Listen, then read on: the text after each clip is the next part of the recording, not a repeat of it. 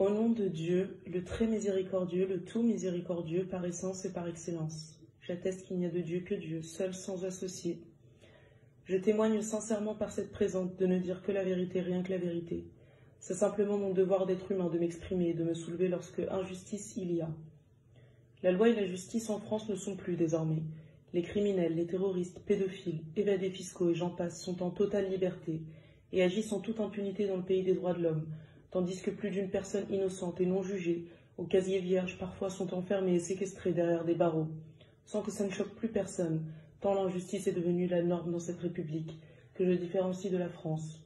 Un homme intègre, digne, véridique et plein de bonté et de bon sens, comme Ahmed Moualek, est accusé des pires chefs d'inculpation, comme apologie du terrorisme.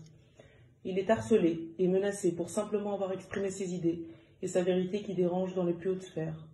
Aujourd'hui, il est coupé de ses vivres et est en prison sans que la justice ait ne serait-ce que pris en compte sa présomption d'innocence. Mais pourquoi un homme, père de famille, n'ayant jamais commis aucun crime dans sa vie, dérange-t-il autant? Est-il autant censuré sur toutes les plateformes de diffusion de l'information? Pourquoi ses comptes sont-ils contrôlés, confisqués, clôturés? Qu'est-ce qui dans son discours représente à ce point une menace? Je vais y répondre car la réponse coule de source. Il dit la vérité. Cette vérité qui est qu'après avoir voué sa vie à essayer de réconcilier les différentes communautés, avoir été au cœur de la dissidence et de la politique, au cœur de la religion musulmane, il s'est rendu compte que tout ceci n'était qu'une escroquerie. Ahmed Moualek a résisté et a dénoncé depuis des années son harcèlement légendaire, et sans commune mesure, et a continué de combattre pacifiquement par la parole, afin de rétablir la vérité. Il n'a jamais commis le moindre crime, ni incité à la violence, afin de venir alléger ces fardeaux qui ont touché toute notre civilisation. Le mensonge, la corruption, les 3 fausses religions dites monothéistes, la fraude du non légal, et j'en passe, tant tout ce qui nous a été dit et enraciné dans nos cerveaux depuis la tendre enfance n'est que mensonge. La liberté d'expression est un des droits les plus fondamentaux de notre condition d'être humain. Ahmed en est-il privé? Et ça alors qu'on laisse encore s'exprimer des viles personnes comme Jacques Attali, des pédophiles comme Daniel Cohn-Bendit, etc.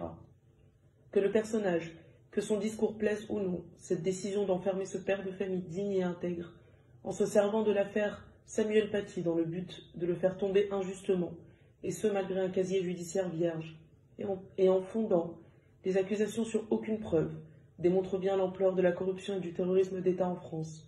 A-t-il été défendu ou a-t-il obtenu justice une seule fois pour tout ce harcèlement et toutes ces menaces sur sa personne ainsi que sur sa famille depuis toutes ces années? Une enquête a-t-elle seulement été ouverte? Et cela malgré le dossier lourd de preuves qu'il détient en témoignant? La réponse est non. La victime est devenue bourreau. Je témoigne que Ahmed Moualek m'a retiré, ainsi qu'à beaucoup d'autres, ce fardeau de la religion fausse qui a volé notre jeunesse, nos familles, nos libertés. Il n'a cessé d'inviter à la paix, à l'unicité, ainsi qu'à la réunification des 4 livres saints, Torah, Évangile, Coran et Psaume. Est-ce un crime? Son message d'amour et de paix résonne encore, et cette lettre en est la preuve. Paix, amour et apaisement, en espérant que cette lettre touche le cœur de quiconque la lira.